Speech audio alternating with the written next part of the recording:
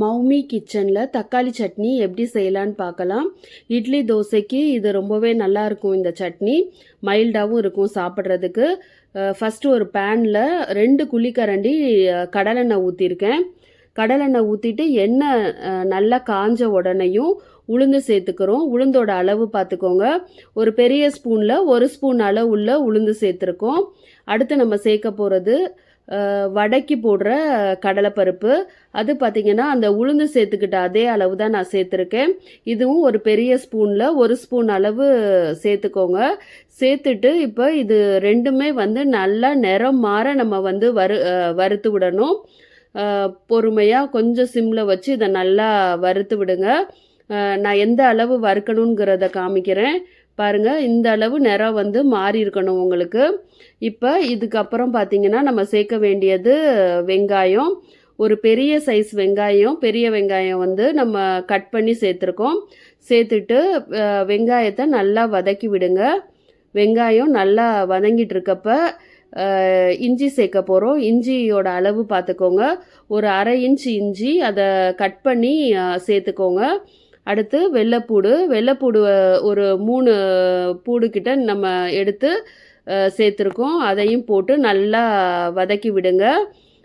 அது நல்லா வதங்கினதுக்கப்புறம் நம்ம வந்து காரத்துக்கு பார்த்திங்கன்னா பட்டை வத்தல் சேர்க்க போகிறோம். இங்கே நான் 2 வத்தல் சேர்த்துருக்கேன். நீங்கள் 2லேருந்து 3 வத்தல் வரைக்கும் சேர்த்துக்கலாம். நல்லா உரப்பு சாப்பிடுவீங்களா இருந்தால் ஒரு 3 வத்தல் சேர்த்துக்கோங்க போதும்.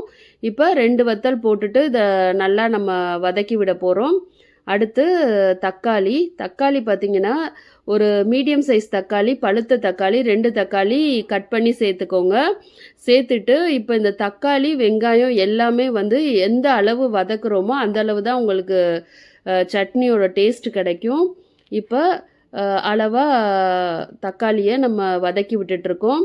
இப்போ இந்த தக்காளி வந்து எந்த பதம் வரைக்கும் நம்ம வதக்கணுங்கிறதையும் நான் காமிக்கிறேன். இப்போ இதுக்கு நல்லா வதக்கி விட்டாச்சு. இந்த இடத்துல நீங்கள் உப்பு சேர்த்துக்கோங்க. இந்த சட்னிக்கு எவ்வளவு உப்பு தேவையோ அந்தளவு உப்பு சேர்த்தாச்சு நம்ம.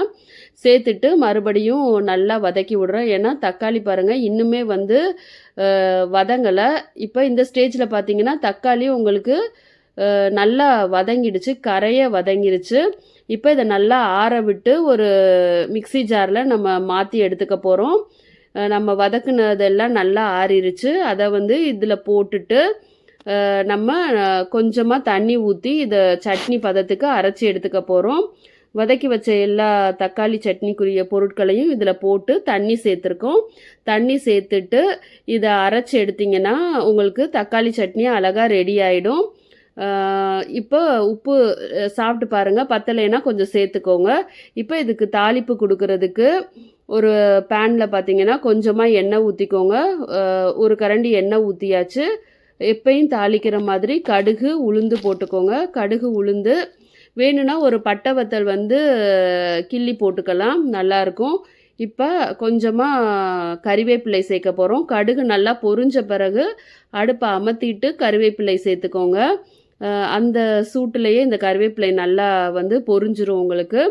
இப்போ இதை வந்து நம்ம அரைச்சி வச்சுருக்க சட்னிக்கு தாளிப்பாக ஊற்ற போகிறோம். இப்போ நம்மளுக்கு அழகாக வந்து தக்காளி சட்னி ரெடி ஆயிடுச்சு.